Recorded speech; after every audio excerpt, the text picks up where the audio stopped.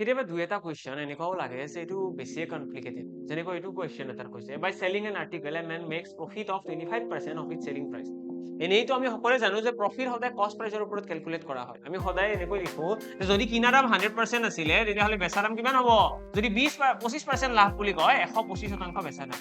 কিন্তু এইটো কেছত অকণমান ডিফাৰেণ্ট। এতিয়া আমাক কৈছে চেলিং প্ৰাইচৰ ওপৰত 25% লাভ হৈছে। তো এই ক্ষেত্ৰত আমি প্ৰথমতে লিখিব লাগিব চেলিং প্ৰাইচটো, মানে বেচা দাম হৈছে 100%। যদি বেচা দাম যদি 100% হয় আৰু মানুহজনৰ যদি 25% লাভো হ'ব লগা হয়, তেতিয়াহ'লে কিনা দাম কিমান হ'ব লাগিব?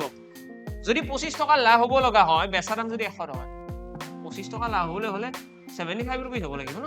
75 rupees যদি কিনা দাম হয়, 25 টকা যদি লাভ হ'ব লগা হয়, তেতিয়াহ'লে 100 টকা বিক্ৰী কৰিছে। আমি চেলিং প্ৰাইচৰ ৰেচপেক্টত বুলি ক'লে প্ৰথমতে চেলিং প্ৰাইচ, তাৰপিছতহে কষ্ট প্ৰাইচ। আৰু এতিয়া আমাক কৈছে যে একচুৱেল প্ৰফিট পাৰ্চেন্টেজ কিমান? একচুৱেল উলিয়াবৰ কাৰণে কষ্ট প্ৰাইচ আছে 75। 75ৰ ৰেচপেক্টত 25 টকা এটা লাভ হৈ আছে। ইনটু 100 কৰি দিয়া, তোমালোকে পাই যাবা 33.1/3 অৰ্থাৎ 33.33% আমাৰ টোটেল কি হৈ আছে?